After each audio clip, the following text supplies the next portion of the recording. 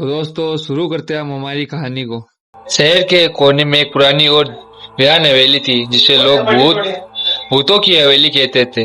कई साल पहले यह हवेली एक धनी व्यापारी की थी, लेकिन एक रहस्यमय घटना के बाद हवेली को खाली छोड़ दिया गया। इस हवेली के बारे में कहा जाता था कि वहाँ कुछ अनहोनी होती है और जो भी वहाँ गया वो कभी वापस न आया। लेकिन कुछ युवाओं ने इस कहानी को बस एक अंधविश्वास समझा और वहां जाने का फैसला किया। विक्रम, सीमा और राजन के तीन घनिष्ठ मित्र थे जो एडवेंचर के शौकीन थे। एक दिन उन्होंने हवेली का सच जानने के लिए वहां जाने का निर्णय लिया। उन्होंने सोचा कि रात के अंधेरे में वहां जाकर पता लगाए कि आखिर वहां क्या रहस्य में छिपा है।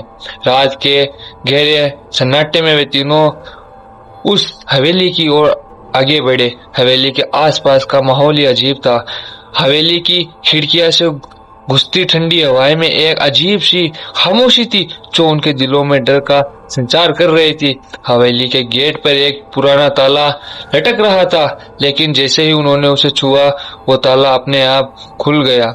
जैसे ही वे अंदर गए एक तेज ठंडी हवा का झोंका आया और दरवाजा अपने आप बंद हो गया। चारों तरफ खूब अंधेरा था। उन्होंने अपने मोबाइल की टॉर्च चालू की और चारों ओर देखने लगे। हवेली का फर्श धूल से भरा था और दीवारों पर पुरानी पेंटिंग थी जिनमें से कुछ के चेहरे उन्हें घूर रहे थे।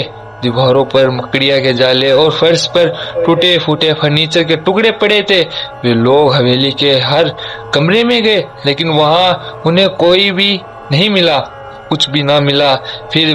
फिर जब वे हवेली के एक पुराने हॉल में पहुंचे तो अचानक एक ठंडी आवाज गूंजी, कौन है? उनकी रीढ़ में ठंडक दौड़ गई। विक्रम ने हिम्मत करके आवाज की दिशा में चलने का फैसला किया, लेकिन जैसे ही उन्होंने आगे कदम बढ़ाया उनके सामने एक साया आकर खड़ा हो गया। वो साया धुंधा था, लेकिन उनकी आंखें लाल जलती हुई प्रतीत हो रही थी।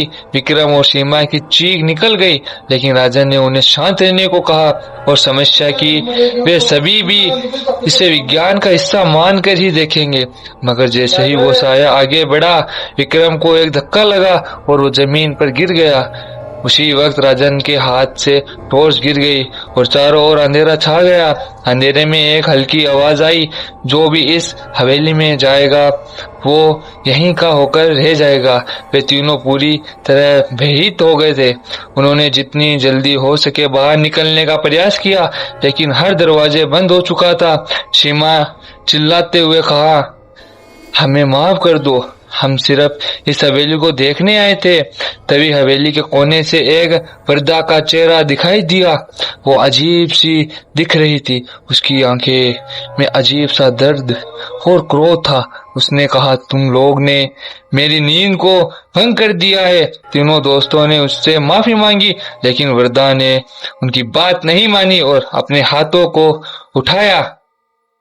वो तीनों अब बुरी तरह से फंस चुके थे। विक्रम ने समझदारी से कहा, हम यहाँ सोच कर आए थे कि ये सब अफवाह है, हमें माफ कर दीजिए।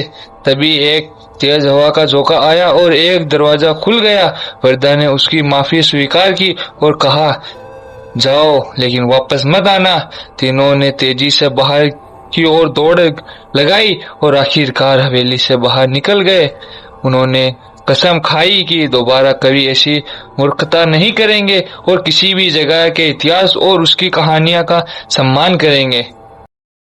दोस्तों हमारी कहानी आपको अच्छी लगी है तो लाइक, सब्सक्राइब और कमेंट करें और आगे भी शेयर करें।